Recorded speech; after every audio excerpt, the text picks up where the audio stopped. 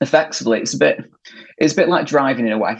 It's sort of like you can pass your driving test, but you only really learn to drive when you're actually out of the road doing it on your own, where you've got to fend for yourself.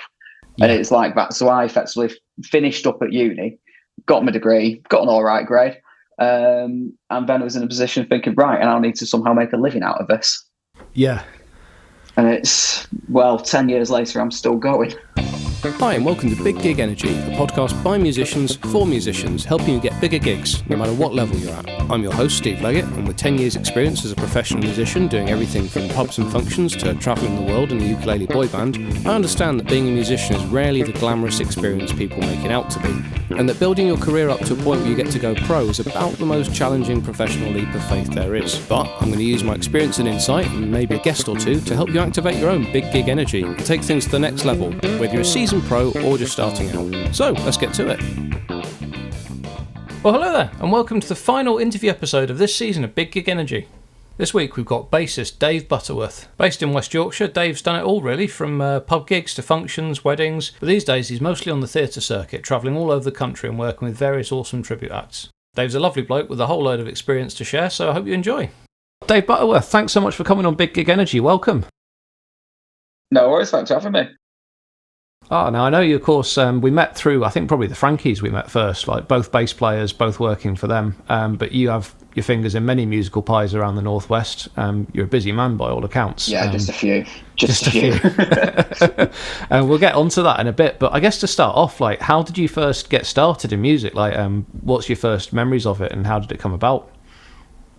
So my first memories, it's through my parents and through my family. So I was quite lucky that I was born into a musical family. So it's because my mum's a singer, my dad's a singer and a frets player, she's a flautist and everything. So it's like she's a music teacher.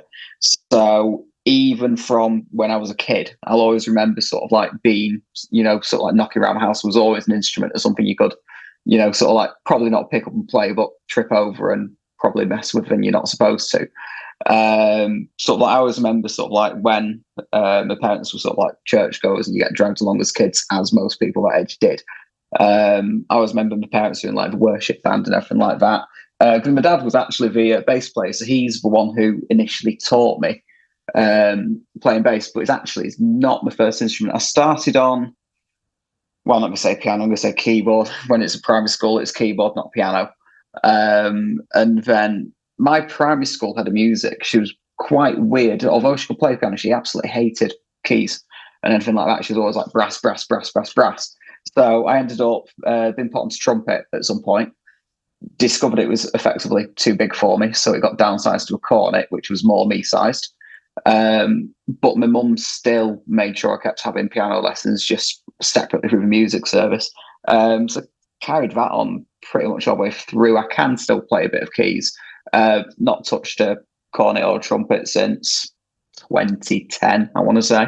But no, it's like bass actually came quite a bit later on. It was 2005, so I'd have been 13, year 9 at high school when I started playing bass. And I sort of fell into that by accident. Right. Oh, how did that come about? Well, the true story behind it is that there was a girl that I really fancied, and she fancied bass players. Amazing. Yeah, it's like I didn't even sort of like consider that her boyfriend at the time. He was a bass player.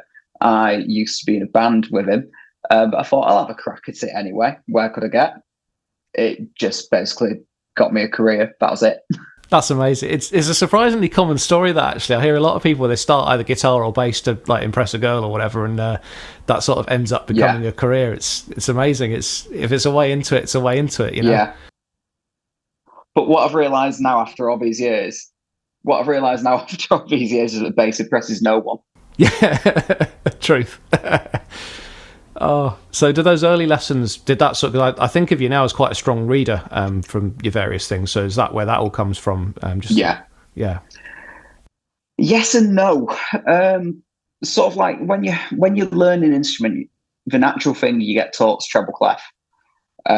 So my treble clef reading was always a lot stronger. And then when my piano teacher started to introduce me to bass clef, I actually struggled quite a bit with differences. Like my right hand would be great and my left hand would be just doing its own thing. And my mum's always told me that because she's good friends with my old piano teacher, we still are. And she always said the thing that frustrated Frida the most was that since my reading wasn't its best back then, I'd just effectively make up what I was playing. But when you're doing your grades through ABRSM or Trinity or whatever, you can't really get away with that. But what annoyed her is that I was still able to make it up quite convincingly. That's brilliant. It shows you got a musical ear for that sort of thing. Yeah, I mean, you've got to in this game, really. It's the risk is that I do a lot of reading now. The reading probably picked up really well. I'm going to say about 2017. So when I sort of moved into the whole theatre aspect with the George Michael tribute tour, that was a reading gig. And they're like, "Oh, how's your reading?" I was like, "Yeah, it's great." It wasn't. But I was able to effectively figure my way around it. And it's just from them picking up gig after gig, it's just got better and better. But the risk that you get with doing that is that your ear can go a bit. So I've found where if I've done lots and lots of reading gigs and I've all of a sudden got to play something by ear, it's not quite as easy as it used to be. Right. Yeah, different skill sets. Yeah. So it's just getting a fine balance between the two of them. Do you have a preference? If you asked me a few years ago, I would have probably said by ear, because I was also possibly quite a lazy musician. There is quite a bit of an aspect of where when people learn things by ear, there is a bit of a that'll do mentality, whereas I've become quite a bit of a perfectionist.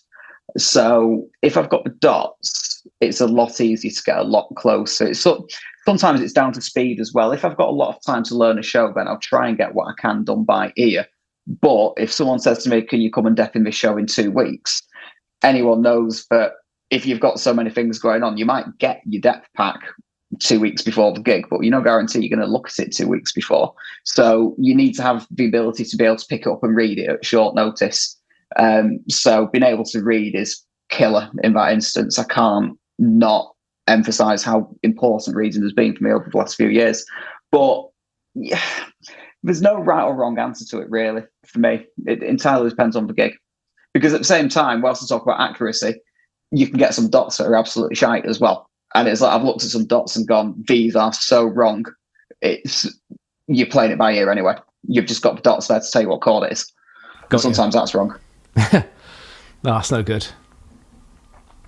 So obviously you're learning bass and stuff towards the end of your school career and things. How did you how was that transition between school and then obviously college? Did you go to uni or anything like that? It sort of didn't in a way. So when I was at college, I actually went in as a trumpet player still. Because I got to the point where with sort of like when you play cornet, it's very brass band oriented.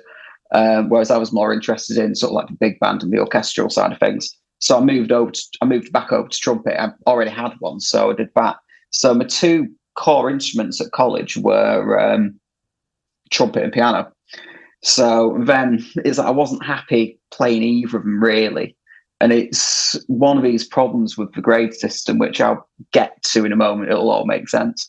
Because I still wanted to start, I wanted to play bass, but there was no real calling for it. And I fell into bass by accident because when I went to college, I had to continue having my music lessons, but my college didn't have the teachers from where I had my lessons coming in to do peripatetic teaching, but they paid for it to be at the service I was with because I went to college in a different town and everything. So what ended up happening is I was, when I went to the music service, say, you've got to be a member of the orchestra or, sort of like the big band or something like that. Big band already had a bass player, so I had no chance there anyway. So I was having double bass lessons as well because I actually wanted to start getting my fingers around double bass. And I was sat outside waiting for one of my double bass lessons, and the guy who was running the music service at the time just came up to me and said, "Oh, Dave, you've got a good ear. How do you feel about French horn?" I was like, "Right, okay, that's an interesting one, but I'll give it a go." Had a taste lesson. Fell in love with that instrument, much to my parents' dismay. And then I ended up playing French horn for a couple of years as well. And so since that happened when I was at college, I then ended up moving from playing trumpet to focusing more on French horn because college still weren't interested in bass. But at college, I studied the two musical things I did was music and music technology. And then I did English language and photography on other wings, which never went anywhere else anyway. So when I did that, with music tech, there was a little bit more calling for it because with it being obviously sort of like more focused around recording and everything like that, it's a lot more, everyone thinks of like bands like guitar, bass, keys and everything like that. And I remember they had this idea where, so everyone could quickly, one of the modules where we had to basically record a track and mix it down. And so they could quickly churn it out. It was quite a clever idea in the grand scheme of things. They put together what we called a super band, in inverted commas, because I imagine people can't see the video here. They put together this super band and they said, right, we want keys in it, we want guitar in it, we need finger in it, we need bass in it, we need, everything like that. And this band would learn about 5 or 6 songs. We got taken off timetable for 2 weeks as well, which was great. Learn about 5, 6 songs. And then basically what would happen is everything was all mic'd up and ready to go.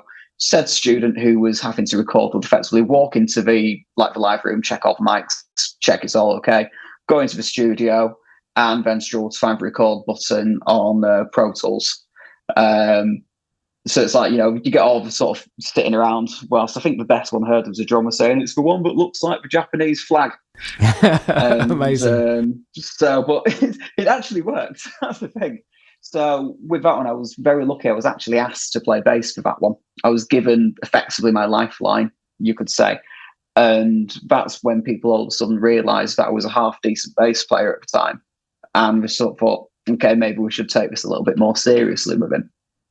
And ever since then, I had a separate bass teacher as well, because, again, a common mentality is like when you're sort of like going through the education system, all bass teachers are normally, and it's not all of them, it's not, I'm not putting a blanket on this, but the common problem is that it's always a guitar teacher who just basically teach, it's bottom 4 strings. When you're getting going, yeah, it is, but it's a lot easier to play bass to an acceptable standard than it is to play guitar to an acceptable standard. But then when you get to that point, it's sort of like it stops. They just become 2 completely different entities. So I can't play any guitar at all for the record, where a lot of people say, oh, you must be able to play guitar as well. Nope, fingers are too fat, believe it or not. I just can't. It feels like a toy when I pick one up. And to be fair, guitar's never interested me anyway in that front. So what I ended up doing was trying to shift my focus onto bass at college, but said, well, you signed up as a trumpet player and everything like that. So I was a little bit screwed on that front. So my grades suffered as a result. And I had a teacher outside of college for it. I was in PMT looking at electric double basses with my dad, and we heard a fantastic bass player, guy called Elliot McCauley, who I owe a lot to. And it's a case of my dad at this point, he was still like teaching me and giving me guidance and everything like that, but he knew he was at a point where he couldn't take me any further. So he heard him playing. He was like, go and ask him if he teaches. He's the one. I was like, are you sure? He was like, yeah. So I went and approached him, and he was like, yeah, I teach. Told us how much it was an hour. And that was effectively the next step. Because since my grades had suffered so much, I was having bass lessons from him when I was at college. But since my grades suffered so much, I didn't actually know what I was going to do with uni first time around. I didn't think I was good enough to get into anything like VR and CM or anything like that. So I just didn't bother wasting my time with auditions. But at the same time, I didn't really know what sort of university course I wanted to go on to. So took a gap year, focused that onto my playing, and basically this bass player got me into university based on my playing alone from audition. Amazing. So then when I went to uni, went off to Huddersfield University. Well, I say it was Huddersfield University. Alex Lacey will agree with this. It's actually in Barnsley. I didn't know there was a Huddersfield University campus there until I got the letter offering me an audition. And I thought, what the fuck am I going to Barnsley for? But it's where the course was, and it was actually a fantastic course. There's a few people that I still work with who actually have gone on to do stuff with their careers there as well. But yeah, and basically, for the rest, it's just been constant onwards and upwards from there, really.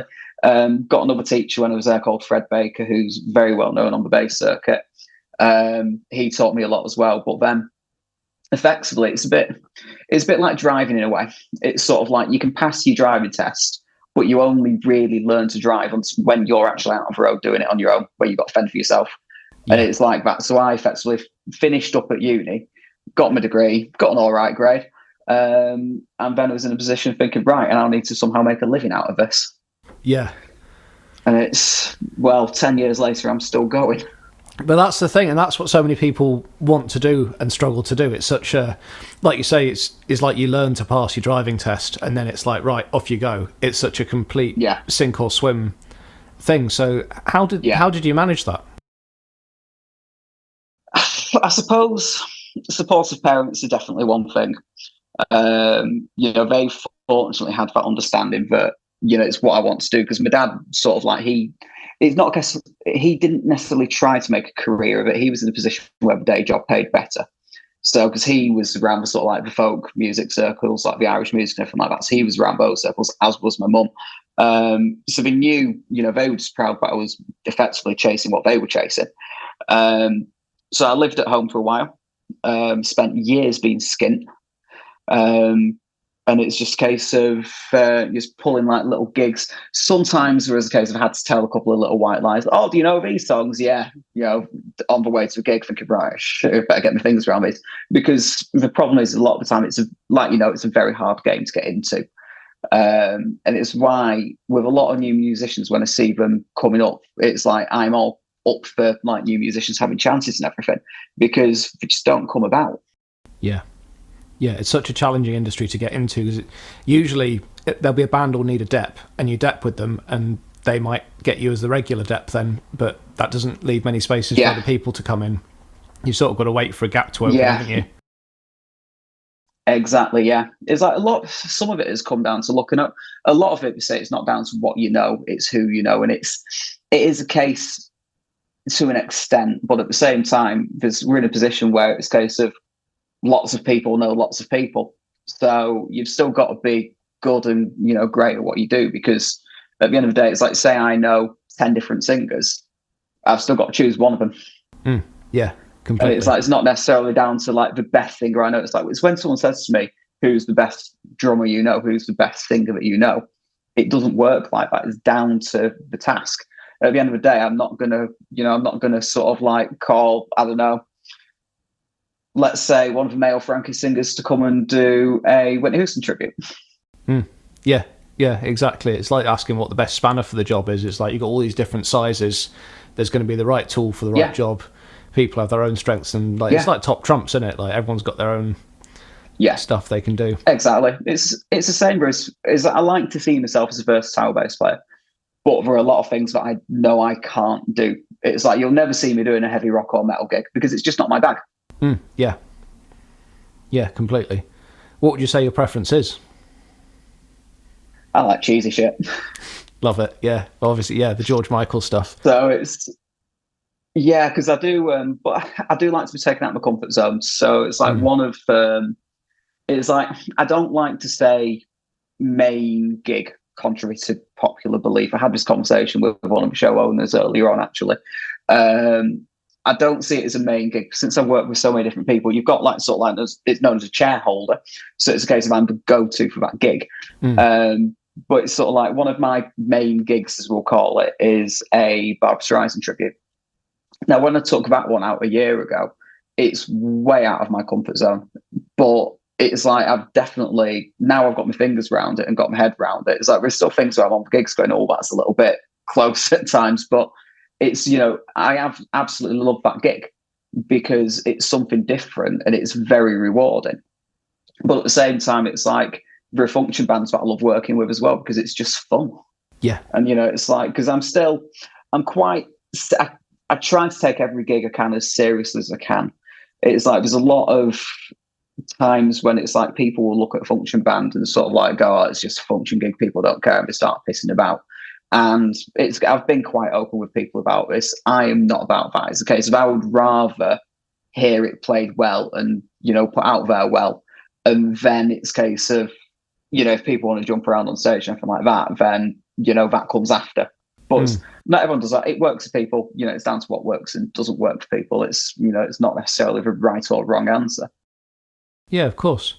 How do you find the difference between the function stuff and the theatre shows? Because that must have been quite a change when you first got into those. Theatre shows feed me Wetherspoons, functions feed me cake. No, wrong answer. Yeah, it's completely different disciplines. At the end of the day, you're still working with your mates. That's the main thing. Theatre work has advantages such as you get to finish earlier. It's very regimented. Everything is the same. It's a case of, I can turn up on a theatre gig. We've got crew. We've got, we know we're sound checking the same thing. We know we're playing the same material. I've got it there on an iPad, on full score in front of me, which is great. And it's a case of sound check done by 5:30. Go and get something to eat, or go and sit in the green room, throw your tea in the microwave or whatever. And then it's like you're out the door a lot of the time at 10:30. So, because I always remember I was doing with the ABBA show that I work with, I had a gig down in, it was southeast somewhere. I want to say it was Hazlitt, which is Maidstone. And as most musicians do, we always give each other a phone call on the way home. Part of this was, find out how your gig was, but also just so you got someone to talk to more than anything. And I remember I rang him, and I rang Matt Chung, and he just said, "Oh, sorry, mate, I'm just loading the van after Frankie's gig. Can I give you a call back in about an hour?" I was like, "Mate, I'll be in bed by then." And I'd already covered 230 miles. Wow. Yeah, he was just loading out of a gig in Birmingham or somewhere like that, which is, so you get home early, which is good. It gives you a lot more of your time back. But on the flip side of that, you've got to be there early. So it just shifts your day along. It's a lot of the time, my call time for theatre gigs, 2:30, 3 o'clock, something like that. Mm. So it's, you win some, you lose some in that one. With functions, you've got to get up close a lot more with drunk people that don't necessarily care, I suppose, because with sort of like going back to the theatre thing, people are paying to come and see you. When you're in something like a wedding band, you are entertainment that is there, that's been paid for by the client, not necessarily the people. So you get some people that are like, "Oh, this is great." You get some people go, "Hey, you play that one that goes like this to the side." You get that one. And then you just get people who are downright rude. So at least with, theatre, they're just nice gigs. And it's like I've known people look down on them in the past until they've done one and they go, "Oh, this is actually where it's all at." Whereas I like variety, so I'll never turn down a function gig if I'm free for it. Yeah, completely. How do you find the difference in travel? Because I'm guessing theatre gigs, obviously there's more travel involved overall because you could be playing all around the country. Yeah, I suppose, this is a little bit selfish in a way. I'm probably giving away a bit of a dark secret. When you work with so many different shows, you can work your calendar to your advantage and keep your mileage down. Got you. I'm not saying I do that, but it is possible to do so. It's like sometimes it comes down to luck of the draw more than anything. Is that I've been quite lucky in the last, the last year or so. Most of my gigs have been within, 2.5, 3 hours away. Sometimes they're further away, but if they're further away, there's a run attached to them. So it means that, say with last weekend, I was down in Penzance with a Take That show. So I drove 8 hours down to Penzance, but we worked our way back up. So it's Penzance one night, Torquay the next, Minehead the next. Got out of Minehead at about, probably about 10:30, 11:15, and it's about 4 hours home. Oh, right, so it's, it's like you can still, it's a lot of time off the road, but you can still be home, around function time. That is good. So it's not too bad. And you're less tired as well, because all you've got to do is worry about your own gear, not carrying all the PA and everything like that. So it's like if you really want to be quick out of the door, you can effectively, because again with theatre gigs, it's always decent PA. You've always got big subs and everything like that. So this weekend just gone with the Streisand show. Me and the guitarist were in his car, which is smaller than my car, so we needed to condense gear anyway. But the beauty was, it's a case we both said, right, well, on the last night we're just going to DI. So we went straight out of my pedal board. It's a case of pedal board into gig bag, bass into case, gig bag on shoulder, into the car. You can be out of a gig in 10 minutes if you really want to be. That's the dream. It is. It's great. It's the thing that I like. I like having a cab behind me, but there are times when it's a situation like that, especially if it's like a small stage or small thing where having a cab doesn't matter, because when you've got good in-ears, that makes all the difference as well. Yeah, completely. I'm doing more and more ampless gigs, and I've got to say I'm enjoying them more and more as well. Just having a good DI box, and you know you can have a good sound, and you can hear it all very clearly, and it is a nice feeling. Yeah. So definitely. what would you say was the best gig you've ever played then? Ooh. I've done a few. Do you know about the arena gigs that I've been doing? Have you seen them? I might have seen them come up on Instagram, but remind us. So that's a ABBA tribute that I work with. So we've got an arena tour that's going on. We're about to kick off the second half of it in next week, I think. Whenever it's just after my birthday, so I think it is about a week and a half away, something like that. So they're good gigs because again, it's fun. It's just again, you've got a nice thing going through, like big PA. It's happy, cheesy music as well. I love playing for material. It's like when you tell someone you do an ABBA tribute, people would laugh at it, but it's a case of no, it's actually very challenging to play, and it's really good fun. So but those are good gigs because you look out and you see 4,000, 5,000 people out there. You go, yeah, they're all here. Well, not for me, but for the show or whatever. You think that's pretty cool. It's just a cool, it's a cool thing more than anything. It gives you that dopamine hit where you go, this is me. This it's like because I've been theme gigs in arenas and stuff like that where I've gone, oh, I'd love to be on that stage, and then it's like all of a sudden you're on there. It's the same because I do. I'm in the house band for Manchester City Football Club. Of course, they have a house band which sort of like it's evolved over the years. I mean, actually, it's evolved over the years. It started out with playing sort of like at the reception where like the players go in, just like doing a little set out there, and then they moved us on to City Square, which is like it's a stage sort of like outside the stadium.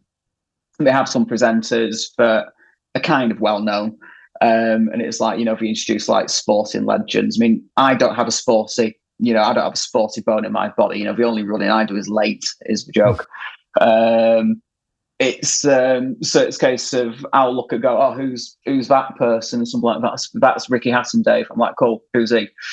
But it's a case of the nice thing about that gig is that the songs are sort of like city based. So like what Paul, who's the singer, does, he is a great songwriter in his own right. But it's because what he'll do, he'll take songs that City fans know and change the lyrics to sort of like work to be like City players.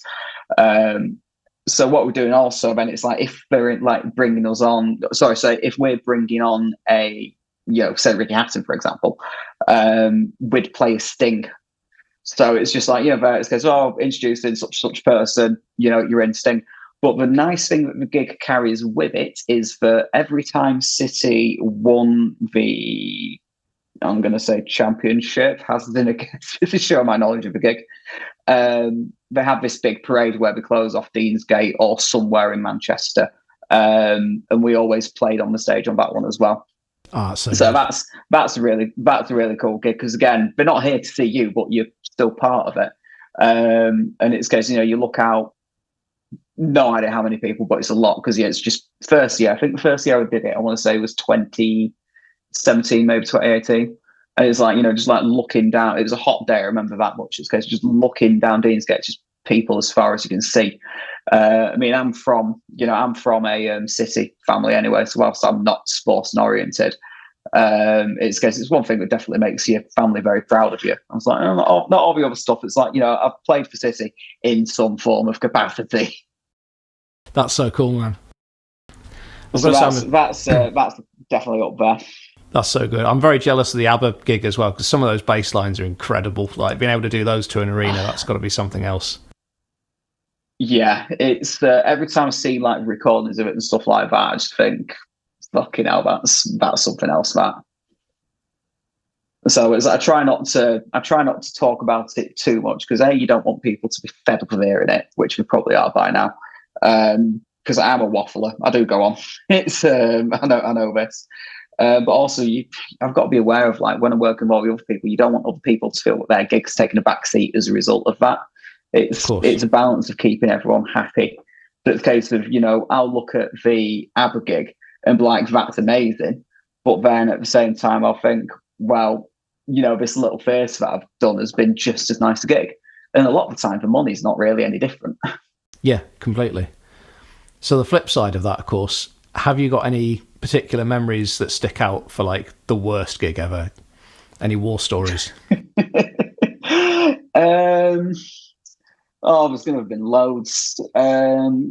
Obviously every musician has a bad day, so I can't bring into it. If I've just had a gig where I've just played shit, I can't really bring that into it because everyone has a bad day. It's a case of sometimes you start a gig and you get a handful of rock notes and you set the tone for the gig. It's like, you can be like, fucking hell, here we go. It's going to be one of those. I'm trying to think if I ever had a really bad gig. But, early days. I remember doing, it's quite a funny story, this actually. My parents would be ashamed of this considering my folk music background as well. I've never told them this story. I remember depping for a function band it would have been 2015. And they were sort of like one of these function bands where they like do their like the modern function stuff, but also they have an Irish aspect as well. And with said Irish aspect, it's sort of like proper traditional Irish music. And I got the set list through, and Cotton Eye Joe was on there. I thought, right, okay, that's an interesting choice. I didn't think there'd be like an original, so I went and learnt the fucking Rednecks version, didn't I? And then when we started playing it, I was like, what on earth is going on here? And it's just like at that point, I was like, I don't know what I'm doing, guys. I'm really sorry about this. Nothing was said, but they didn't call me back. Yeah. It was quite embarrassing. So that was one. I've had it before where it's like, things have been unfair as well. There's a band which I won't name, but it's a case of, let's say we do showcases, and I was depping on a showcase last minute, and it was, this is going back to 2017. And anyway, it's like I got the call on the day saying, can you cover this tonight? I was like, yeah, I'm out, but I'll run home, grab a bass, and I can turn and cover it. It's a case of 10 songs, how hard can it be? They're the worst 4 words you could ever say as a musician. And anyway, there was someone there was like, I can't remember which, but let's say it was a Jameson bass line. And that was when I learned that day you cannot busk Jameson. And it's a case of it, I got through it, but it wasn't great. And anyway, I got an email from from 2 of the guys like high up within the company, basically saying to me afterwards, we're really unhappy with your lack of prep. This is not the standards we expect. This is not the standards we uphold. It was quite a grilling, to be honest. Wow. No, it's because at the time I felt it was a little bit unfair because I was very last minute. I said openly, I probably won't be able to do a perfect job, but I'm coming to get you out of shit here. But it's a case of I was like, I'm very, I was like, I'm terribly sorry. It's, I won't let it happen again, etc., etc. And then business as usual. It's a case of when I had a gig with them like a month or so later, and I made sure I blew it out of the park. Yeah. So it's a case of, but that sort of like that short gig, we'll call it, was it was horrible at the time. I didn't enjoy it. So yeah, you get them. It's because you get gigs where you're like, this is just like, I just want to go home. It's like, I just want this to end. But yeah, there's nothing that really, really stands out to go back as a day I would rather forget. I'm quite fortunate in that sense. But one will probably come. That's all I can say. It's going to be overdue. But at the end of the day, it's a case of, they always say fail to prepare to fail. But sometimes you don't get that time to prepare. And that's the problem. It's a case of, you can't run into these things resting on your laurels. But there are times when you might sometimes bite off a little bit more than you can chew. Yeah, so one of the themes we sort of look at here is obviously how to make a full career out of music and things. And sometimes for a lot of people that can look different, and you can have portfolio careers and that sort of thing going on. So obviously with yourself, I'm very aware you have an awesome side hustle on the go. How did that come about? By accident in a way.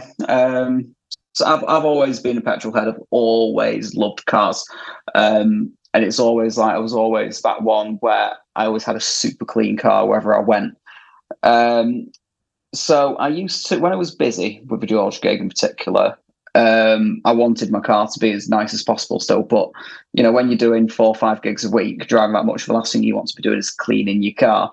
So I actually, I had a detailer that looked after it for me. It's like I was on the maintenance scheme, and in fact, so I pay him £60 a month, and the car comes and gets a valet every month. And it's a case of I give him the keys, he turns up, everything's in his van. I just take an extension out to him, so he's not using a generator. So lockdown comes along. Before lockdown, he managed to get himself a job working for Range Rover and like detailing positions, which are completely different to general valeting.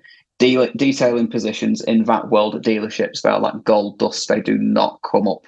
So if you get offered one and they say, do you want to be on the books? We will give you a salary, a company car, all your taxes dealt with. You don't have to pay for products or anything.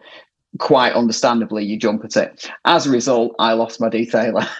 But I just couldn't. The problem is detailing, it wasn't that popular at the time. It's only recently come into being popular in the last couple of years. And this is, with me, it's going back to 2017, 18. So it's like he sort of like gave me some tips and everything like that. He says, well, why don't you, so if you can't find anyone you like to do it, you thought about doing it yourself. So I thought that was a good idea, because around the same time the work with Wayne had slowed down because we got shafted by another show. So my diary emptied itself a little bit. So I started looking after it myself, and I just got into it. And then when lockdown came about, I was in a position where, like us all, I lost all of my work. I was very unfortunate. I lost all of my work for a year in two phone calls within half an hour of each other. It was horrible, because the problem with theatre work, with COVID, there was a lot of not knowing what's going on. So a lot of people only lost a month's worth of work, where the theatre industry just flat out fell over. It just went, everything just got pulled, everything was rescheduled. So as a result, even if we were only locked down for about 3 weeks, I would have been screwed for a bare minimum of probably 6 or 7 months at least. Wow. So I took the time off, because the problem is I found myself, I was chasing the penny a little bit. I was driving up and down the country, sometimes for shit money, just to effectively have a gig. So, because I'll go back to the George scenario. So when our show, with George Michael's show, when it was busy, it was great. We were doing 4 gigs a week, and it was, it was a solid income. And then anyway, it was a competing show that effectively they didn't like that we were getting better reviews than them. But they also had a lot more money than us. Now, I'm not going to name the shows or anything like that to keep myself out of trouble more than anything. And they basically bought our show. Wow. And then we all got sacked, effectively. So again, eggs in one basket situation. I was in a position where I lost all of my work in October 2018.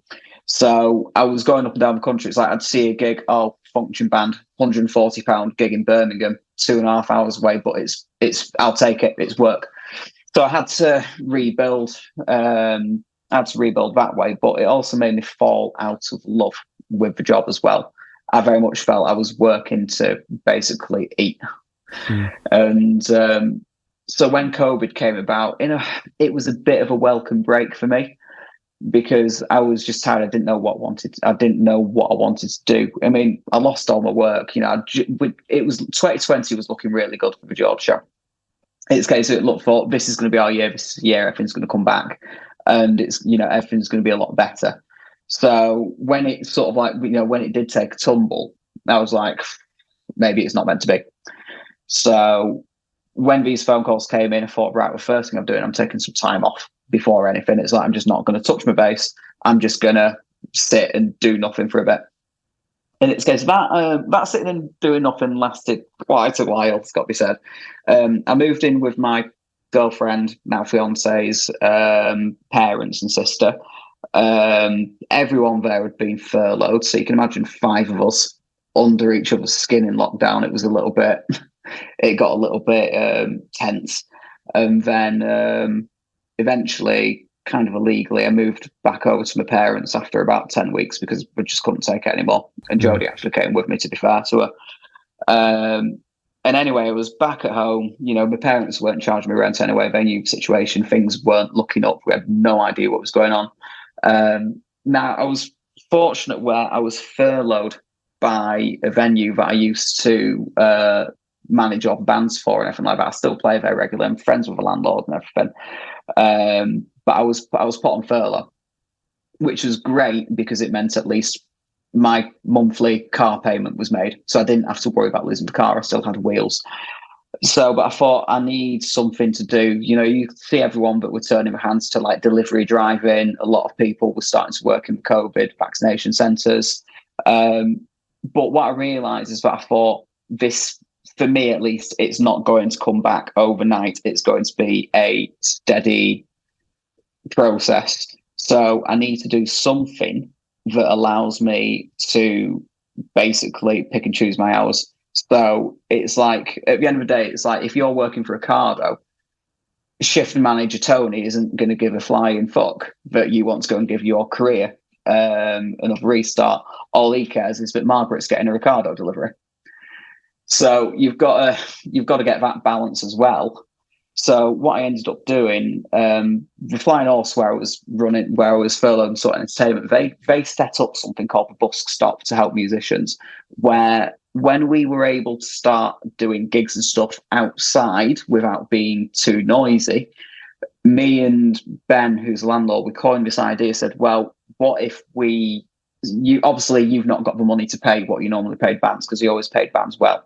But I said, what if we pay them effectively a lower fee? Say it's like an acoustic singer. We'll pay them, say, £50, £60. We know it's not great, but it's got we call it the busk stop. So it's effectively a busking session, and then encourage everyone to tip.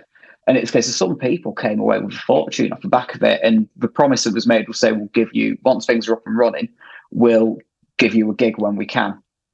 Now, unfortunately, I was made redundant sort of like between the bus stop and things being made open. So a lot of people ended up not getting their gig, which, although it's not my responsibility, I felt very guilty for. And we're still trying to, things are still being put in place. And I've noticed the bus stop is happening again. So things are being put in place to make that right, which is good. But I remember I was doing I turned up to as many as I could, sort of like, be a face, for people to like, who they know because I booked them and everything. I'd deal with it also. It's a case of staff can deal with their own things. And I remember turning up and Alice Gaston, singer and keys player, who was doing one, she's like, Dave, your car's always immaculate. Why don't you charge people to do it? Why don't you charge people to clean the cars? And I thought that was a light bulb moment, because my car was immaculate because I probably had the best part 4 months to clean and polish it. It's a case of I was bored and I had nothing else to do. So it's like, that's why it was so clean. And obviously it wasn't going anywhere. So it was probably the cleanest Volvo on the road at that point. So anyways, I thought that's not a bad idea. So I looked into the various insurances required to do it. And I thought, well, I've got skill set because I apply myself to anything I do, but it's something I'm very fortunate I'm able to do, is that I'll give everything 100%. And I set up a business, and, it's quite lucky. It's a case of, family, you start like anything with small businesses, family and friends. So, things like when I was younger, I was always like the kid on the street who'd go and wash a neighbour's car for £5. So it was effectively like that 10, 20 years later, just the money's a little bit higher and the cars are a little bit newer. So I ended up doing sort of like my neighbour's car first. He wanted it. He'd come into some money, so he wanted it all like machine polishing. Now, with machine polishing, I learned to do that in lockdown. I did it for my father-in-law. He wanted his car doing. And he said, if I buy the polisher and the stuff to do it, can you do my car? I was like, yeah. And then I ended up doing mother-in-law's car, then my car. And it landed me into a position. It was another skill that I had. It's something I knew I could charge to do. So I set up the company. It took me ages to think of a name, because apparently Dirty Dave's Hot Hand Jobs isn't the best name for a car balance company. Brilliant. So yeah, it's like I still think it would have been a good one, but Jodie's not so convinced. And what I ended up doing, so we ended up settling on the Northern Carspa. Part of that was because I never want. It's like I've moved out of Rochdale. I don't live in the Northwest anymore. I live in I live over in West Yorkshire now. So I wanted it somewhere that's not, because a lot of people with ballots and detailing they'll use their initials or something like that. So mine would be like DGB ballots and detailing. And I thought, okay, fine. Or you get like, if it was like Rochdale, Rochdale's hand jobs or something like that. Again, it's like I'm in a position where I've got to regrow business when I eventually move, because I always wanted to move out. So settled on that name, and then it works in a way because it actually sounds like quite a luxury thing. I mean, I've actually got my business card up here, so I know other people can't see it, but I'll show you the branding, which was courtesy of Sean Rimmer. So it's a case of that looks premium. Yeah. It's a case of, it sort of has a premium look and feel to it, which is good, because it meant that when you sort of like, when it comes to detailing is a buzzword, and everyone sees it on TikTok, Instagram, and think, oh, I want that. They want the thing where they spray the wheel cleaner on, the wheel goes red, it melts fallout and all that jargon and shit like that. But they don't realise it comes at a price. And the problem that you run into, again, people as a result of it, because the products are expensive, but people don't want to pay for it. Again, it's still a bit of a niche thing. A lot of people just want the Ford Fiesta cleaned as quick and cheaply as possible. So I was in a position where I set up this business where I wanted to go high end, but I didn't really know how to attract high end. But long story short, it did work. It did work out. I've moved the company elsewhere. And since I've applied myself in such a way, in this case, I do now carry premium prices, which means premium customers. So it's like, I've gone from working to, the first car I ever polished was a Ford Fiesta. And the last car I polished about 2 weeks ago was a Ferrari F355, I think it was. Amazing. And it's like, so it's quite literally from Fords to Ferraris. But it's a case of the beauty of the business is that I can pick and choose what I do. So as we all know, the weather, talking now, it's April the 7th? I don't know. 8th? 7th? Anyway, today. 9th, got it. So it's a case of, we know just how awful the weather has been recently. Yeah. And I know a lot of detailers are, including myself, very, very, very stressed about it, because the problem is it's not a job you can really do in the rain. But I'm in a very nice position where it's a case of I use this as a top up. So it's a case of the two business, effectively, with the gigging, I still see it as a business. So I refer to them as the businesses. And it's the case of the businesses between, they pay for my car finance, they pay for my mortgage, they pay for holidays, they allow me to live a life where I can effectively do what I want with my time. The beauty of it has stopped me from driving up and down the country, doing silly mileage for not as so great gigs. I've got more time with my partner, which is a case of a lot of musicians forget just how important family is. So, because a lot of time it's a case of people say being a musician is a bit of a single man's game. I don't think it is. You've just got to balance it right. And unless you're in like a really, really high paid gig, to avoid spending all that time on the road, you need to, I'm more content with having a side hustle, which allows me to be around. It's like say today, I was off the gig for today, but the money wasn't very good. I just went and saw one of my maintenance clients today, and I've had the rest of the day off. Yeah, that's the dream. It's it's a case of, that's the dream. Yes. So it's a case of, I've got my regular clients now. So again, the beauty of it is, as any musician knows, January, it tends to dry up around then, especially if you're in the function circuit and everything like that. Tribute circuit's not too bad. My January wasn't great, but I know some people who have had, incredible Januaries and stuff like that, and fair play to them. But at least by having this company on the side, I've not been sat stressing too much, because I know that with the maintenance thing that I run, it's basically regular car. I see it once a month. Since it's a loyalty thing, the car doesn't get too dirty in that space of time. So it means I can go and give it a full valet for a mini valet money. They get a loyalty discount and a clean car every month. I've got a solid income coming in. So it works well. It actually works well, quite hand in hand for what I'm doing on the side. And so that must mean you've been able to sort of fall back in love with gigging in the meantime as well. Yeah, definitely. It's I actually, because like I said, I did fall out with it. COVID was, a lot of people didn't get back into it post-COVID. That is a shame. This is going to be controversial. I might upset a few people saying this. It also leveled the playing field out a bit as well. There's a lot of chances, you could say, out there that are able to talk way into a gig but not necessarily deliver the goods.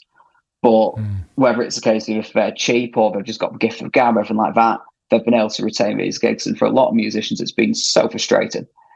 So some people did fall out of it because they simply couldn't get out of a 9 to 5. Some people, I know some great musicians. There's a drummer that I work with, phenomenal drummer. And he was saying to me that he's at a point now where he just doesn't really want to gig anymore. It's a case of the gigs that I do with him, he still wants to do. But other than that, is in the process of requalifying. Right. And it's a shame because he's one of the best drummers I've ever worked with. Wow. And it's good. That's not a slight towards any of the other drummers that I work with who's probably listened to this, because they are all great. It's a case of, at the end of the day, everyone has, their own forte. It's just a case of, some people you can be very sad to see jump off circuit. But at the same time, it means that, when they do a gig, they can be like, oh, this is really good. Or it's a case of, if he enjoys working with me and such, we can at least have a good time on that gig. Because again, since we're not doing it all the time, we're not on top of each other. Because I think the problem is when you are touring, it's quite easy to get on top of each other as well. You can get sick of each other's company. Yeah, which is the nice thing about the amount of gigs, the amount of different shows I'm working with. I'm just looking at a date sheet. It's like we worked out, me and the other half, we worked out, I think I'm working with 12 or 13 shows this year, which it's as chaotic as it sounds. It's a case of I'll finish like one thing. It's like I'll turn up to a gig, open like Fourscore on my iPad to go, right, close that show down. What show am I looking for today? It's like I've had it where it's like I've had 5 gigs in a row, and each gig was a different gig, different show. And it's a case of, it's great because it keeps it fresh. That's the main thing for me. So I'm not getting bored of it in that sense. If I was playing the same thing every day of the year, I would get very quickly bored of it, I think. And that's just me. Some people love it. Again, nothing against the guys that are doing it. But for me, I'd be like, I want to do something different now. That's excellent. And I think, to be fair, I had that with the George gig when I was doing 150 dates day in, day out. I was like, I'm sick of this now. I want to do something different. There's only so many times you can play Wake Me Up Before You Go. Completely. Or Faith. And then it's like, I'm going to do a pub gig with my mates. So let's, it's singers mentioning no names like Sam Cummins. I love you, Sam, but stop playing Faith on gigs with me, please. It's just like, everyone sort of like goes, it's fun, Dave will love that. I'm like, can we just stop playing that fucking song? It's depressing on basis at the best of times. To be fair, Faith's pretty good play, to be fair. It's I actually if you play it properly, but again, this goes back to the detail thing. It's a case of, I think, and this comes with being a tribute musician more than a function musician. It's a case of, I think with functions, you don't have to be as accurate, because at the end of the day, the more pissed people in the audience are, the less people are going to notice. Now, I'm not saying that is necessarily a good thing. It's not an excuse to do half a job, because you do never know who's watching. That's a big important thing. You never know who's watching you. But it's a case of, when you are doing a tribute gig, people are coming to see that tribute. It's with the power of the internet and everything like that. I see the comments. The general public are dicks. That's the nicest way to put it. You look at the comment that people put. It's like, I can't risk a lack of accuracy, because you never know who's watching. And it's I was on one of the Barbara gigs the other night. A guy came along to watch it. It was just friends with the girl whose show it is, or friends with friends, something like that. But anyway, I got talking to him afterwards, and he was asking me about my bass. He went, he said, is that an alpha? I was like, oh shit, you're a bass player. Because I didn't I didn't feel I had a very good gig that night.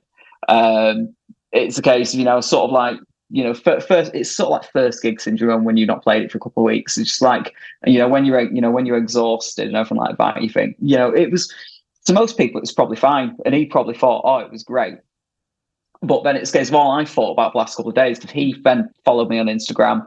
I followed him back and realised he played for Elio Pace, who's a very well-renowned Billy Joel tribute.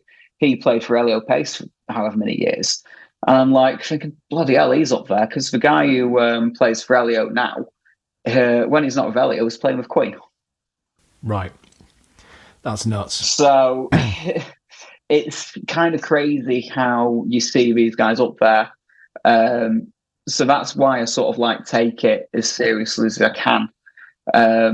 Because you never know who you're going to meet on the circuit. You never know what doors are going to open. If you just sort of like just go, I'm just going to have, just do half a gig, sort of like half a job on this gig. Someone who could be very, a very good door, who could open a very good door for you, could be listening and going, oh, I'm not going to book that guy, not really fussed about him. Yeah, that's some really strong advice. But I love that thing about it. It sort of embodies what this podcast is about, really. The fact that you've made work for you. The fact that you split your two businesses and they're both sort of, there's like a harmony between the two, like a yin and yang thing. Yeah. Because I would definitely, and if anyone out there who wants to get into balloting, if you're a musician, I'm going to highly advise you don't. It's like, my back is fucked. Oh, that's brilliant. It's not a bad job when the weather's decent, and it's, because I just sit in my AirPods in, I can go into my own world. And again, it's very sort of like a satisfaction thing as well. You can look at, it's something you can look at and go, I did that. It's like, you see like transformations and stuff. And it's also, it has actually worked for me in a couple of ways. I've got a client who, is actually his girlfriend, well, fiance at the time. She just got in touch with my business. This is over sort of like, very in Meltham. I live in Holmfirth now, so it's an area that I cover. And I sort of like, she went, oh yeah, it's can you come and do my car? It's a Jag of some sort.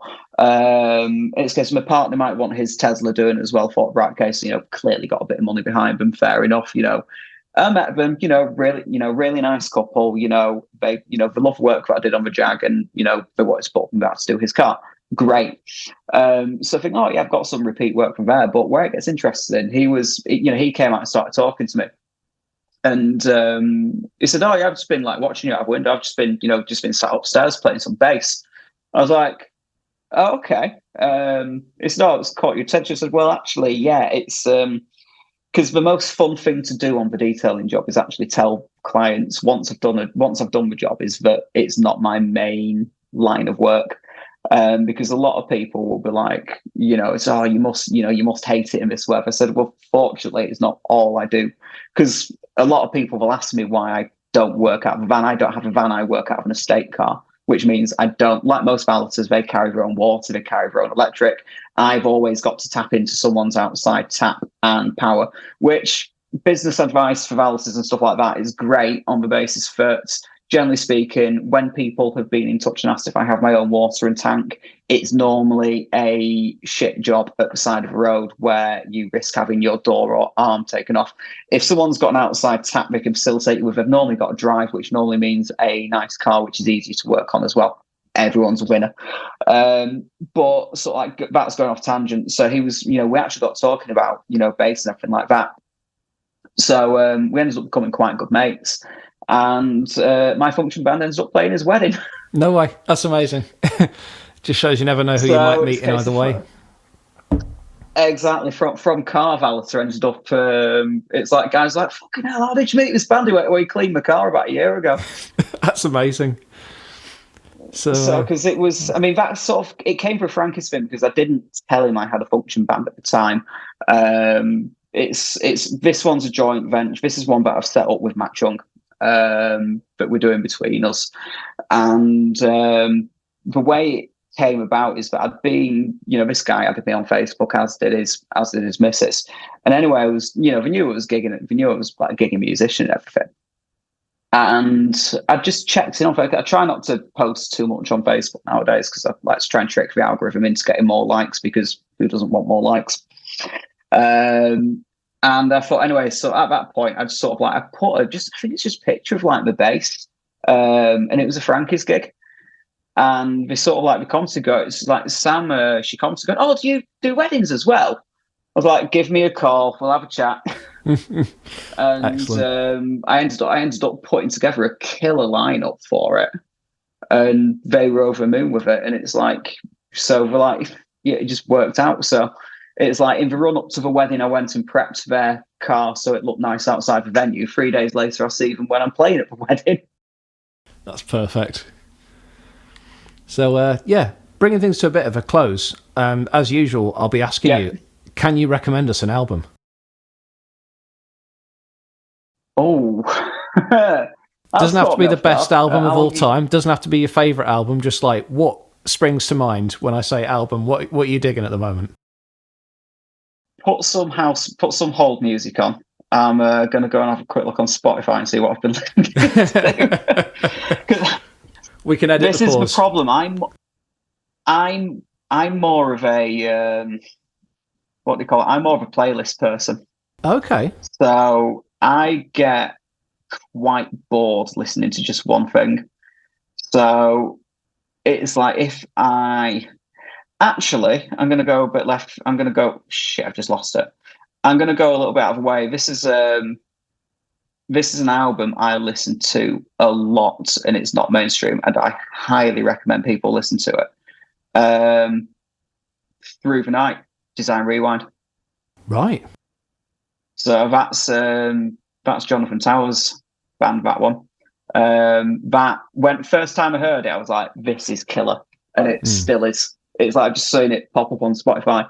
Because I suppose when people say album, everyone will be like, oh, Dark Side of the Moon, stuff like that, and things that they remember from like big artists. But again, it's a case of I'm one of those sort of. I just realised I should have said the EP that I played on, shouldn't I? Just realised. No, it's no with that one. It's a case of, as soon as I heard it, I can't remember if it came out in lockdown or not, but it was great when it came out, and it's so it's well put together. It's very well written, and it's sort of like you listen to a lot of new stuff that's coming out and everything like that. I will be controversial here because I know a lot of people don't. I quite like Beyonce's new album for country one. I wouldn't describe it as a country album. The problem we get is people don't like change. So since it's out of the way of what she normally does, you'll get all the hard, sort of like the hardy country fans go, this isn't country. And then you'll get other people that are like, oh, this is amazing because it's Beyonce. She's, effectively jumped on a trend. But apparently, Beyonce actually wanted to be a country artist originally. And then when she was first starting out, she was told she wasn't country enough. And that's why she went in the direction which she's going in. So I don't know how true that is, but it's a case of either way. I'm not a massive fan of Texas Hold'em, but I think it's because it's just been played to death. And that's the problem you get with a lot of things. It's like, say, you listen to like Dua Lipa stuff like Houdini and stuff like that. It's a good song the first couple of listens, but then you go, I'm really bored of this now. Yeah. It's funny, I was just listening to that earlier for the first time, the new Beyonce one, and there's some bangers on there, some really good stuff, like Desert Eagle, like the slap bass line on that. It comes out of nowhere. Desert Eagle's not expecting that. Desert Eagle's great. Yeah. What was I going to say? I remember, I don't think Cuff It's on that album, because I remember Cuff It coming out over a year ago, but again, Cuff It's brilliant. Yeah. I came across Cuff It at a Frankie's gig. I was doing a Christmas party down in Coventry, and to be fair, I'd had a bit of a shit time on that gig, to be honest. Sort of like car problems on the way down, and traffic. It was cold and miserable. I was just not in the mood. And then it's a case of everyone was late, and I was the only one. I was like going, why do I have to explain this to the client when people can't get on call time? But it was a band of Depths at the same time. It wasn't any of the core members, I'll throw out there. But it's just like what someone came up to me and said, "Oh, can you put coffee on?" And I saw explicit next to it. I thought, "Fuck it, it's corporate day. What have I got to lose?" And it was like I put it on. I think I listened to it about 4 times at full volume on the way home. Nice, yeah. Yeah. Well, I'll wrap things up there. But thank you so much for coming on the podcast, man. I really appreciate your insights. Yeah, no worries. And it's great to hear when people manage to make it work as a career, like comfortably as well. Like you're where you want to be with it by the sounds of things. It's good to hear that, man. Yeah. Awesome. No, I appreciate that. Thanks, man. Well, there you have it, my interview with Dave Butterworth. Really fascinating once again. It's always great hearing how each individual musician gets started and develops their career over time. With Dave in particular, the evolution moving from pubs to weddings, and then now he's more doing bigger and bigger theatres with the tribute shows. It's really interesting seeing how that progression comes about and hearing firsthand how each musician makes their career work for them and not the other way around. That's something we're uniquely empowered by as musicians, is that we have the ability to choose what direction we want our career to go. If we were doing something corporate, I feel like it may be a bit more linear and you'd be a bit more trapped, whereas if you've got the skills, and Dave's lucky, as he mentions, he can read music as well, so if he wanted to take a side step and do panto or do classical or anything like that, he could do that pretty easily now with the contacts and the career he's built up. So it's really interesting hearing the choices people make and the things that get people to where they are. But I think a theme that's come up particularly this season has been one of just do it, just get out there and gig as much as you can and get that experience down you. And as Sam Cummings put it in a previous episode, if you're good, you won't starve. So on that bombshell, I'll leave it for this week. Thanks so much again for joining us, and I'll catch you next time. Thanks for listening to this episode of the Big Gig Energy podcast. This is the bit where I'm obliged to fish for engagement and stuff, so you can find me on Instagram as Big Gig Energy, that's BIGGIGENERGY, or you can get in touch via email at biggigenergy@gmail.com. I'll link anything relevant in the show notes below, but otherwise, if you've had any thoughts on this episode or would be interested in some one-to-one coaching for yourself and or your band, feel free to get in touch. Otherwise, do all the usual social media stuff, I guess, and let's keep the discussion going. Many thanks as ever to all my supporters and collaborators, and as always, best of luck with your next big gig.